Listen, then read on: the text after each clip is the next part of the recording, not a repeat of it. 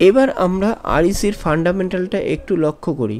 REC এই মুহূর্তে 514 টাকায় ট্রেড করছে এবং এই কোম্পানিটির মার্কেট ক্যাপ রয়েছে 1,35,479 crore। কোম্পানিটির পি রয়েছে 9.10 এবং ইন্ডাস্ট্রি পি রয়েছে 19.4। এখানে একটু দেখার বিষয় রয়েছে, 9.10 রয়েছে কোম্পানির পি এবং ইন্ডাস্ট্রি পি রয়েছে 19.4, অর্থাৎ এই কোম্পানিতে কিন্তু আমরা হাফ দামেরও কমে পাচ্ছি এই মুহূর্তে। এত ভালো একটা কোম্পানি এবং ফান্ডামেন্টালি ভীষণ স্ট্রং একটি কোম্পানিকে আমরা এই মুহূর্তে হাফ দামেরও কমে পেয়ে যাচ্ছি। কোম্পানিটি তার শেয়ার হোল্ডারদের 3.11% হারের ডিভিডেন্ড পে আউট করে, এটাও কিন্তু খুব একটা ভালো লক্ষণ। কোম্পানির ফেস ভ্যালু রয়েছে 10 টাকা, দেখুন, এবং হোল্ডিংটা খেয়াল করি আমরা, দেখুন 52.6% রয়েছে প্রোমোটারের হাতে, এফআই এর কাছে আছে 21.2%, ডিআই এর কাছে আছে 14.2% এবং পাবলিকের কাছে আছে মাত্র 11.8%। এই পাবলিকের কাছে কম থাকাটা আমরা জানি কোনো কোম্পানি বা স্টকের জন্যে খুব একটা পজিটিভ সাইন, এবং অনুরূপভাবে প্রোমোটারের কাছে বেশি থাকাটাও কিন্তু ভালো সাইন। কোম্পানির কারেন্ট রেশিও রয়েছে 1.29%, সামান্য একটু বেশি আছে, কিন্তু যেটা একটু ভয়ের কারণ সেটা হচ্ছে, দেখুন 4,83,617 কোটি রয়েছে এই কোম্পানির ডেট। তো আমরা জানি এটা একটি নন ব্যাংকিং ফিনান্সিয়াল কোম্পানি, অর্থাৎ এনবিএফসি কোম্পানি। তো এই সব কোম্পানিতে কিন্তু অনেক বেশি ব্যাংক সেক্টরে, তারপরে এইসব ঋণ প্রদানকারী সংস্থা যারা আছে এদের সবসময় ডেপ্থ অনেক বেশি থাকে, তো এটা কোনো ভয়ের কারণ নয়। তো আমরা জেনে নিলাম যে কোম্পানি ফান্ডামেন্টালি কিন্তু ভীষণ স্ট্রং একটি কোম্পানি, এবং আমরা আগে কোম্পানিটির টেকনিক্যালও দেখেছি, টেকনিক্যালিও কোম্পানিটি বেশ ভালো, আর অনেকটা সস্তায় এই কোম্পানিটি এখন পাওয়া যাচ্ছে।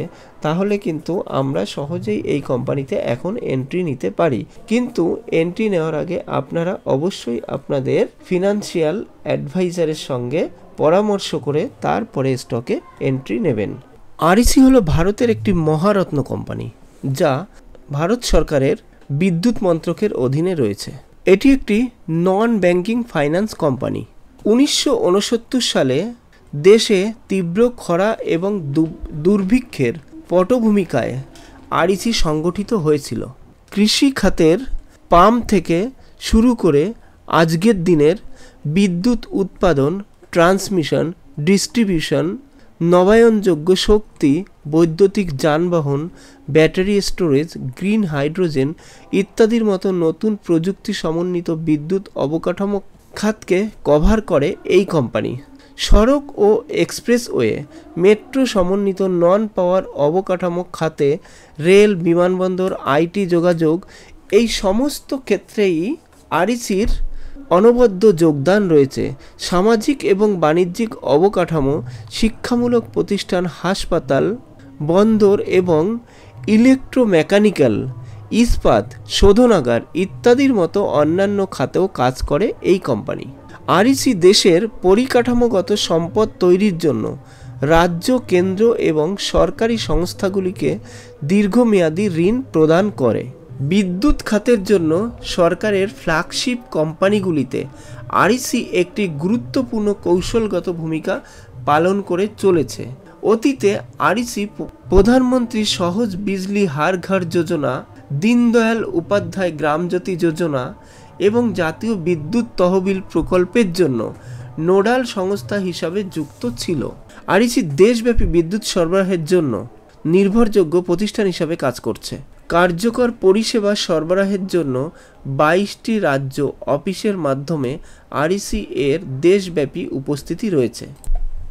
বিদ্যুৎ উৎপাদন, ট্রান্সমিশন এবং ডিস্ট্রিবিউশন সিস্টেমের বিভিন্ন বিষয়ে প্রশিক্ষণের জন্য REC institute of power management and training company গড়ে তুলেছেন। আরইসি জওহরলাল নেহেরু বন্দরের সাথে 45,000 কোটি টাকার প্রকল্প অর্থায়নের জন্য একটি চুক্তি স্বাক্ষর করেছেন। আরইসি বিদ্যুৎ, লজিস্টিক এবং অবকাঠামো খাতে ঋণ দেয়। বর্তমানে আরইসি 514 টাকায় ট্রেড করছে।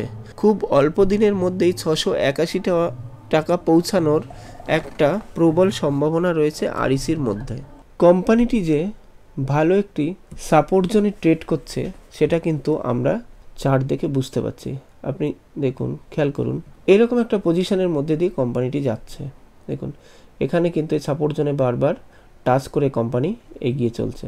খেয়াল করুন, বারবার এই পজিশনটা টাচ করছে, এর থেকে কিন্তু নিচে সে আসছে না। এখানে টাচ করছে এবং আবার উপরে যাচ্ছে, আবার টাচ করে সে আবার উপর থেকে সে নিচে এই সাপোর্ট জোনটাকেই টাচ করছে। তো আমরা এই সাপোর্ট জোনটাকে এখন স্ট্রং সাপোর্ট জোন হিসাবে এই মুহূর্তে দেখতে পাচ্ছি।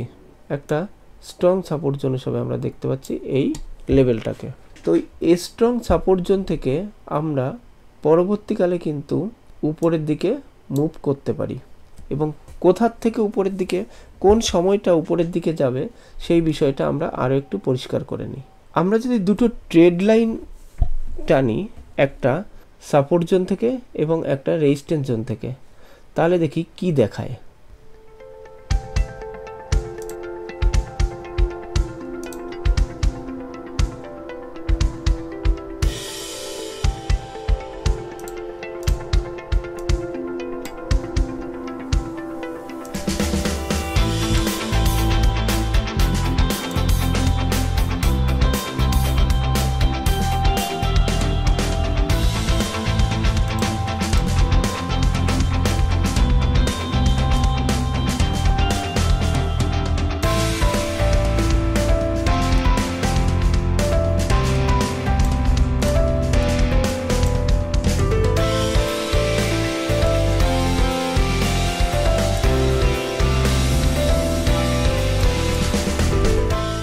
আমরা কিন্তু এরকম একটা সিনারিও দেখতে পাচ্ছি এখানে।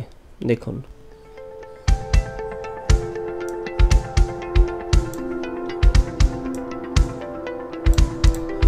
তো এই যে রেড ক্যান্ডেলটা, এটা কিন্তু এই সাপোর্ট জোনটাকে টাচ করছে। এখানে একটা রেড ক্যান্ডেল সাপোর্ট জোনটাকে টাচ করেছে, এবং এখানে গ্রিন এবং রেড ক্যান্ডেল উভয়ই সাপোর্ট জোনটাকে টাচ করে আবার উপরের দিকে উঠেছে।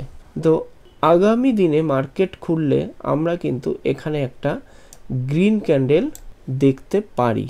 এখানে কিন্তু একটা গ্রিন ক্যান্ডেল দেখার সম্ভাবনা আমাদের রয়েছে, এবং গ্রিন ক্যান্ডেলের পরে আরও পরপর কয়েকটা গ্রিন ক্যান্ডেল দিয়ে এই যে রেজিস্ট্যান্স জোনটা, এইটা কিন্তু ব্রেক করে উপরের দিকে চলে আসবে, এবং তখন কিন্তু আমরা এটাকে ব্রেকআউট বলবো, এবং ব্রেকআউটের পরে কিন্তু এটা সোজা তার অল টাইম হাইকে টাচ করবে এবং নতুন একটা আবার হাই তৈরি করার পথে এগোবে এই কোম্পানিটি। তো এখানে মোটামুটি যেভাবে কনসোলিডেট করছে সেইভাবে এগোলে আমরা হয়তো 1 সপ্তাহ বা 2 সপ্তাহের মধ্যে এই ব্রেকআউটটা দেখার সম্ভাবনা রয়েছে। 1 সপ্তাহ বা 2 সপ্তাহের মধ্যেই আমরা এই ব্রেকআউটটা দেখতে পারি।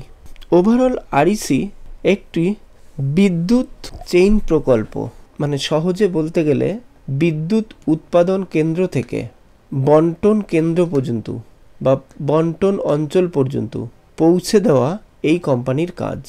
2023-এর 14 জুলাই কোম্পানিটি ট্রেড করছিল 158 টাকায়। ঠিক তার 1 বছর পরে, 1 বছরের মধ্যে এই কোম্পানিটি 14 জুলাই 23 থেকে 12 জুলাই 24 পর্যন্ত ট্রেড করেছিল 652 টাকায়। তাহলে এই 1 বছর সময় ধরে সে শেয়ার হোল্ডারদের 313% প্রফিট বানিয়ে দিয়েছে। তো ভাবুন, আপনি যদি এই জায়গাটায় কিছু পয়সা এই কোম্পানিতে ইনভেস্ট করতেন, তাহলে তার ঠিক 1 বছর পরে এরকম একটা পজিশনে এসে আপনার পয়সাটা কিন্তু 3 গুণেরও বেশি হয়ে যেত। সময় মাত্র 1 বছর। এইটা হচ্ছে শেয়ার মার্কেটের একটা ফান্ডা। আপনার কাছে যদি লার্নিং থাকে এবং ধৈর্য থাকে, তাহলে কিন্তু শেয়ার মার্কেট থেকে পয়সা বানানো অসম্ভব নয়, সেটা আপনি নিজেই বুঝতে পারছেন। একটু খেয়াল করুন, এই পজিশনে একটা সাপোর্ট লাইন এবং এই পজিশনের এটা একটা রেজিস্ট্যান্স লাইন টানা হয়েছে, এবং এইখানটায় একটা ভার্টিক্যাল লাইন টানা হয়েছে, এবং এইখানটায় আর একটি ভার্টিক্যাল লাইন টানা হয়েছে। এবার এই সাপোর্ট লেভেল থেকে এই রেজিস্ট্যান্স লাইন পর্যন্ত এটা 1 বছরের একটা চার্ট। 1 বছর সময়ের একটা চার্ট। সেটা কিভাবে দেখুন, 2023-এর 14ই জুলাই কোম্পানিটি ট্রেড করছিল 198 টাকায়। দেখতে পাচ্ছেন, 198 টাকায়। ভারত সরকারের অধীনস্থ আরইসি সম্পর্কে আজকে আমরা যা কিছু জানলাম, পরবর্তী আরইসির ভিডিওতে আমরা আরও ডিটেলস অনেক কিছু জানার চেষ্টা করব। তো আজকের মতো এ পর্যন্তই। পরবর্তী ভিডিওতে আবার দেখা হবে। ভালো থাকবেন। আজকের ভিডিও থেকে যদি আপনি একটু উপকৃত হয়ে থাকেন তাহলে ভিডিওটি লাইক করতে ভুলবেন না।